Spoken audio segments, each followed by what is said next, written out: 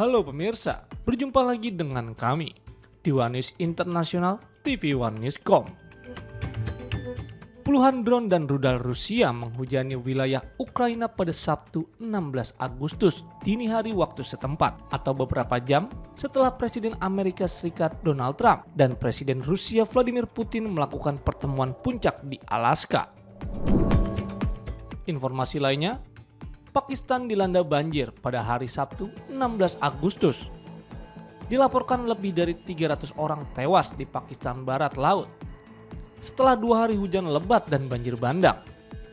Banjir tersebut melanda wilayah pegunungan terpencil di bagian utara Khyber Pakhtunkhwa. Disertai hujan deras, banjir bandang, sambaran petir, serta tanah longsor. Selengkapnya hanya di One News International TV One News.com.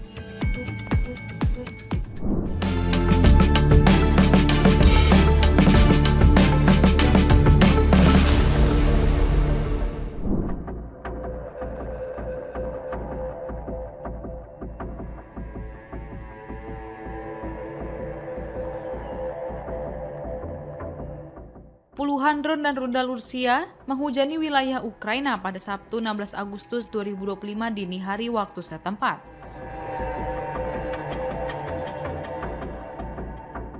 Atau beberapa jam setelah Presiden Amerika Serikat Donald Trump dan Presiden Rusia Vladimir Putin melakukan pertemuan puncak di Alaska.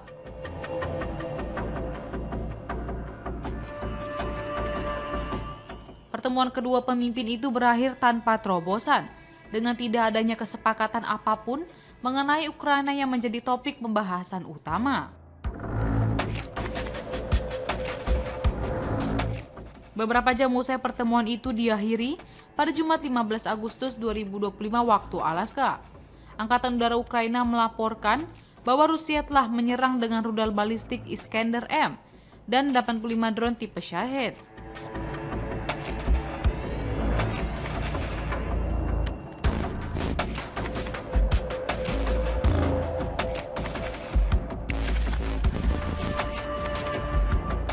Disebutkan juga bahwa Moskow juga menyerang area-area garis depan di 4 wilayah Ukraina.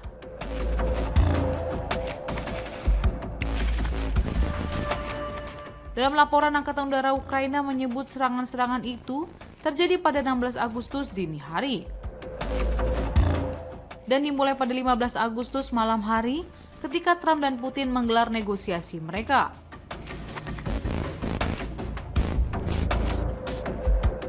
Kiev mengatakan bahwa pertahanan udaranya berhasil menembak jatuh 61 drone Rusia di antaranya.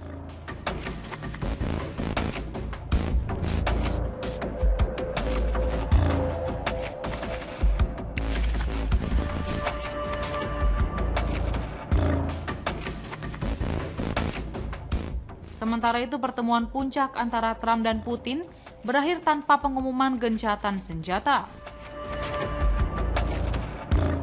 Meski tak ada kesepakatan tercapai, Putin meraih sejumlah kemenangan besar. Kemenangan besar Putin pertama adalah sambutan karpet merah di Amerika Serikat dan perjalanan menaiki limosin The Beast. Tradisi ini untuk pemimpin dari negara yang punya hubungan tak cukup baik terbilang luar biasa. Di sisi lain, Barat telah mendesak Kremlin selama berbulan-bulan untuk berkomitmen dalam menghentikan pertempuran. Kendati begitu, Presiden Ukraina Volodymyr Zelensky belum memberikan reaksi publik atas pertemuan Trump dan Putin tersebut.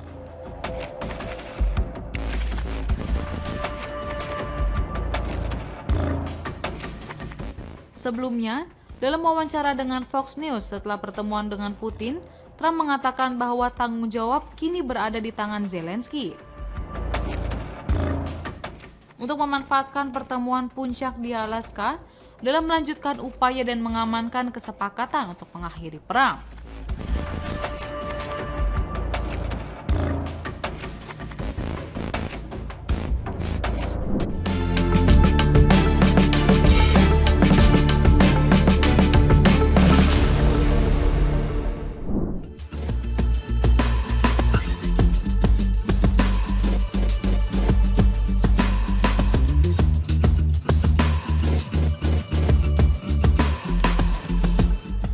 Istri Presiden Amerika Serikat Donald Trump, Melania Trump, mengirim surat untuk Presiden Rusia Vladimir Putin. Dalam surat itu, Melania mengangkat isu anak-anak di Ukraina dan Rusia kepada Putin, ungkap dua pejabat Gedung Putih pada Jumat seperti dilansir Arab News.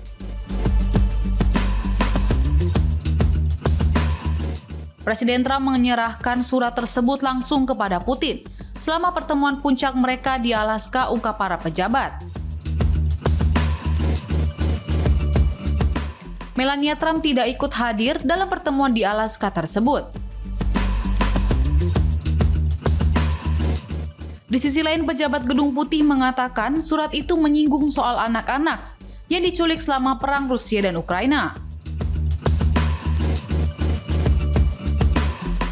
Puluhan ribu anak Ukraina diculik dibawa ke Rusia atau ke wilayah yang diduduki Rusia tanpa persetujuan keluarga atau wali keluarga. Ukraina menyebut penculikan itu sebagai kejahatan perang yang memenuhi definisi genosida dalam perjanjian PBB. Presiden Ukraina Volodymyr Zelensky menyampaikan rasa terima kasihnya kepada ibu negara dalam panggilan teleponnya dengan Trump. Namun, Rusia mengklaim bahwa melindungi anak-anak yang rentan dari zona perang.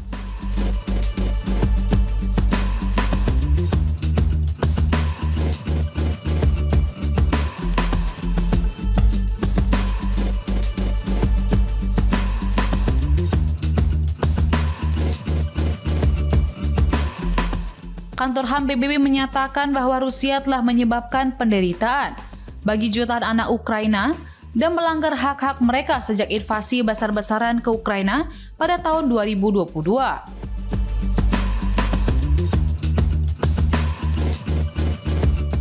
Seperti dilansir The Kyiv Independent, Ukraina telah mengidentifikasi lebih dari 19.500 anak yang diculik oleh Rusia selama perang skala penuh.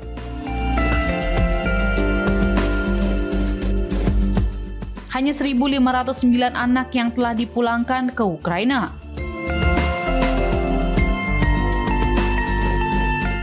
Pada Maret 2023, Mahkamah Pidana Internasional atau ICC mengeluarkan surat perintah penangkapan untuk Putin dan Komisioner Hak Anak Rusia Maria Belova atas penculikan anak-anak Ukraina.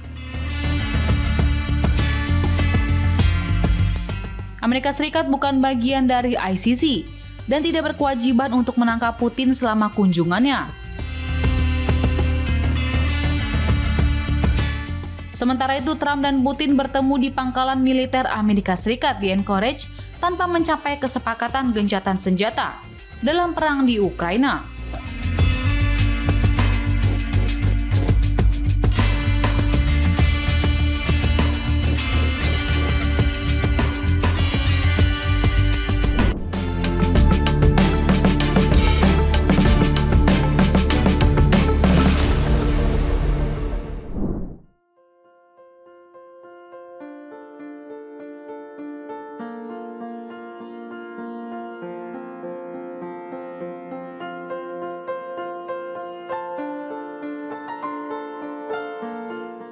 Lebih dari 300 orang dilaporkan tewas di Pakistan Barat Laut setelah 2 hari hujan lebat dan banjir bandang. Informasi tersebut disampaikan pejabat setempat pada Sabtu 16 Agustus. Banjir melanda wilayah pegunungan terpencil di bagian utara Khyber Pakhtunkhwa, disertai hujan deras, banjir bandang, sambaran petir, serta tanah longsor. Peristiwa ini disebut sebagai hujan paling mematikan pada musim monsun tahun ini.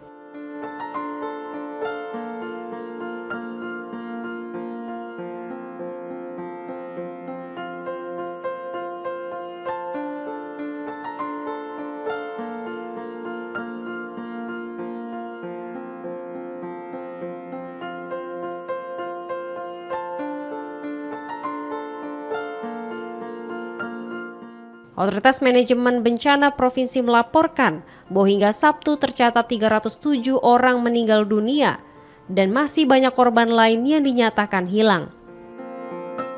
Seorang warga setempat, Advokat Harun Rashid, menjelaskan bahwa hujan deras memicu banjir bandang yang menghancurkan sekitar 70 hingga 80% desanya dan merusak hampir seluruh rumah penduduk. Warga Lena Abdul Rehman menuturkan bahwa wilayah tersebut mengalami banyak korban jiwa dan sebagian warga masih terjebak di bawah reruntuhan.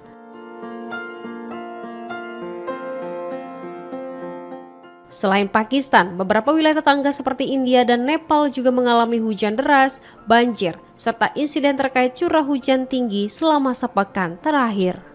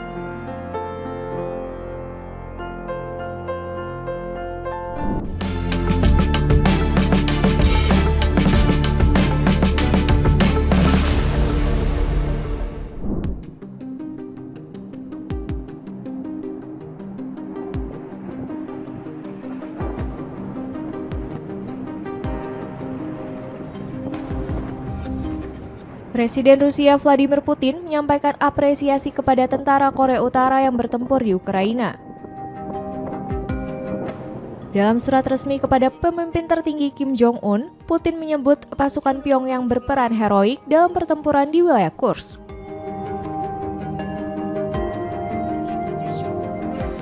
Surat itu dikirim pada Jumat 15 Agustus bertepatan dengan peringatan 80 tahun pembebasan Korea dari penjajahan Jepang. Putin mengenang kerjasama pasukan tentara merah Soviet dan Korea Utara yang dahulu berjuang mengakhiri pendudukan kolonial Jepang dan menekankan ikatan tersebut tetap kokoh hingga kini. Putin menambahkan bahwa Moskow dan Pyongyang akan terus bekerja sama mempertahankan kedaulatan serta mendorong lahirnya tatanan dunia multipolar yang dianggap lebih adil. Kim Jong-un kemudian membalas dengan menyebut hubungan kedua negara sebagai kemitraan strategis komprehensif yang paling stabil dalam sejarah.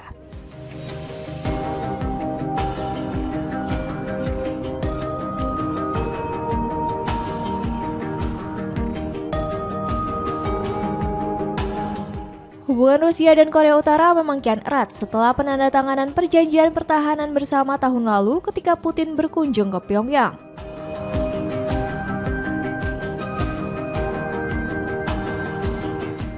Pada April 2025, Pyongyang juga mengonfirmasi untuk pertama kalinya telah mengirim tentaranya ke garis depan Ukraina.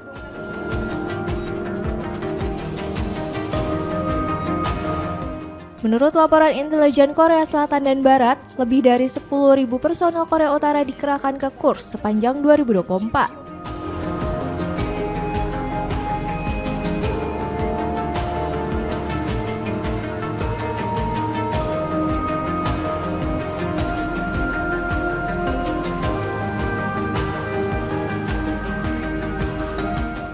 Pujian Putin datang bersama dengan kunjungan delegasi Rusia yang dipimpin Ketua Duma Vyacheslav Volodin ke Pyongyang untuk menghadiri peringatan pembebasan Korea.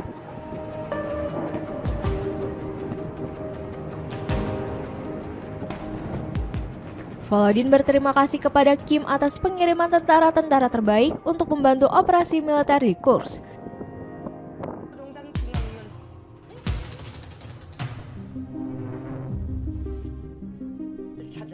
Seraya menegaskan bahwa Rusia tidak akan melupakan pengorbanan mereka.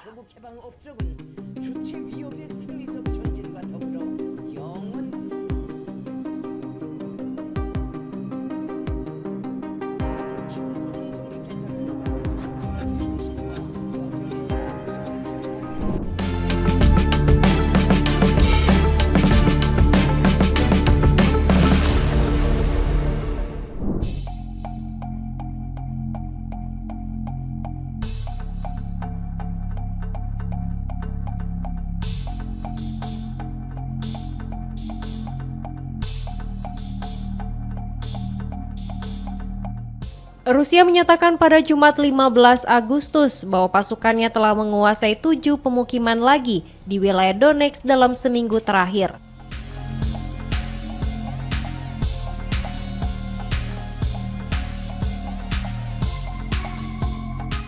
Sementara Ukraina melaporkan pada hari yang sama bahwa mereka melancarkan serangan terhadap beberapa target utama Rusia.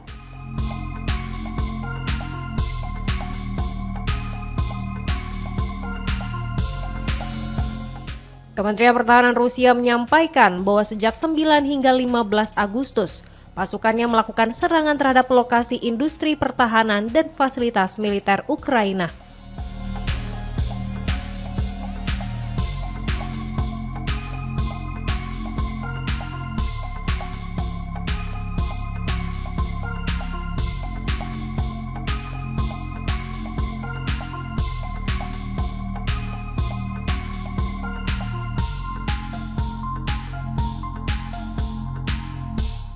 Menurut kementerian, selama periode tersebut, sistem pertahanan udara Rusia menembak jatuh 1 jet tempur Su-27 Ukraina, mencegat 27 bom udara berpemandu, serta menghancurkan lebih dari 2.100 pesawat tak berawak sayap tetap.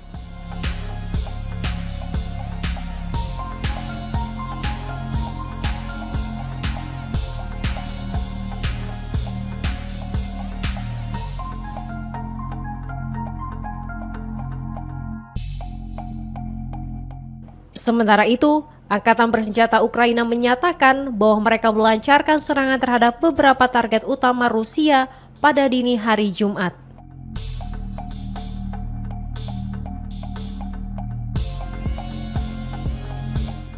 Target-target tersebut antara lain adalah kilang minyak Syzran di wilayah Samara, Rusia.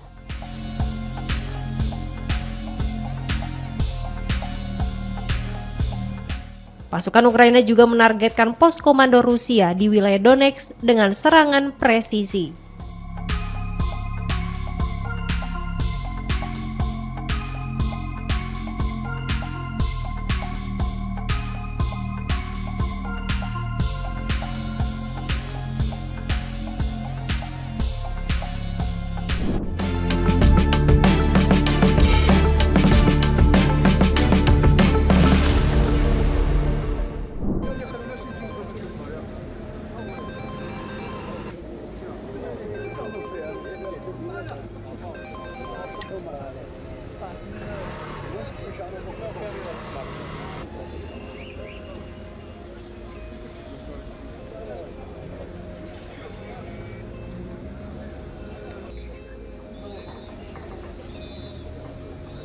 Setidaknya 18 orang tewas dan 23 lainnya mengalami luka-luka setelah sebuah bus terjun ke sungai Kuwait El Harik di Algier, Aljazair pada Jumat 15 Agustus menurut seorang pejabat perlindungan sivil Aljazair.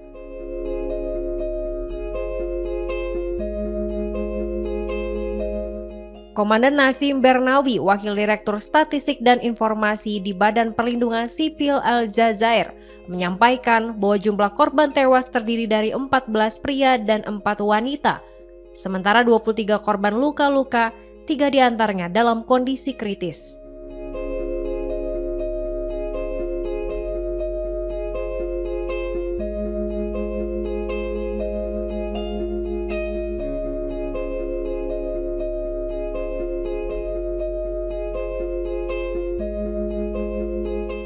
Ia menambahkan bahwa polisi masih melakukan identifikasi jenazah dan akan segera membawa korban ke berbagai rumah sakit di Algier.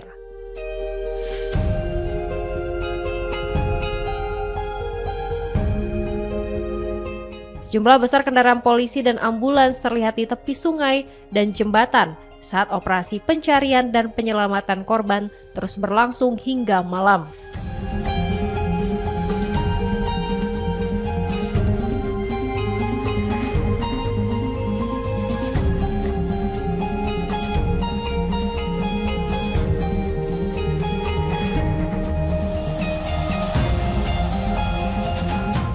Presiden Aljazair Abdelmajid Tebboune menyampaikan bela sungkawa kepada keluarga korban, serta menghimbau agar mereka bersabar dan mendoakan agar korban luka segera pulih.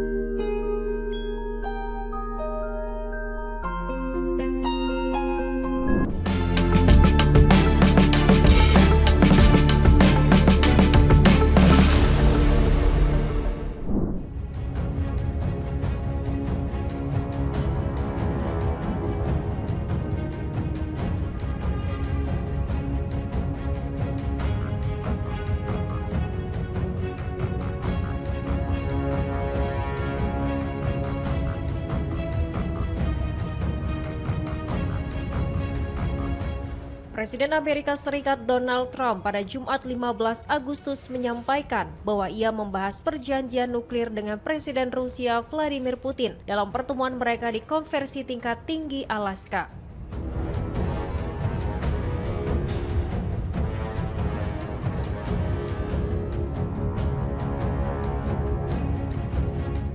Pertemuan ini digelar untuk mempertemukan sejumlah pemimpin dunia dalam membicarakan isu-isu global, mulai dari keamanan internasional, konflik regional, hingga kerjasama ekonomi.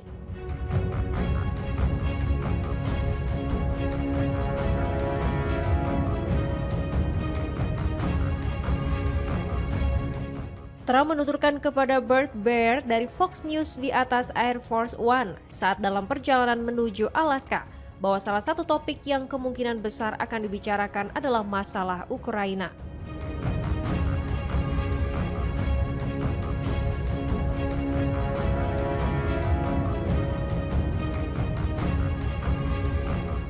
Ia juga menambahkan bahwa terdapat perjanjian nuklir yang harus dibahas dalam pertemuan tersebut.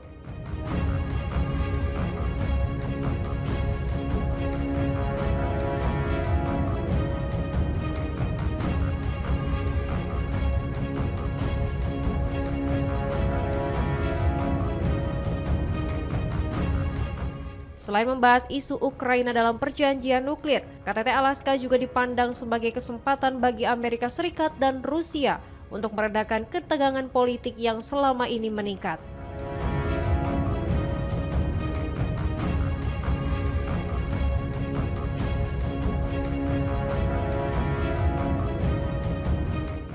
Pertemuan Trump dan Putin menjadi sorotan dunia karena dinilai dapat mempengaruhi arah hubungan kedua negara di tengah situasi geopolitik yang memanas.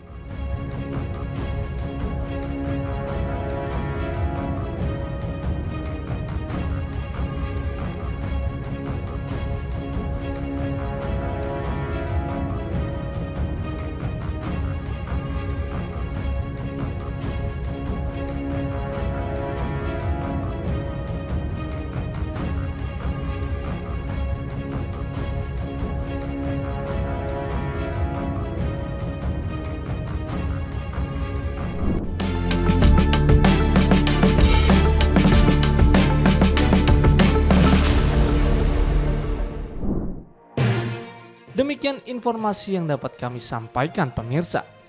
Terima kasih telah bergabung bersama kami. Sampai jumpa di One News Internasional berikutnya setiap pukul 8 malam hanya di channel YouTube TV One Newscom.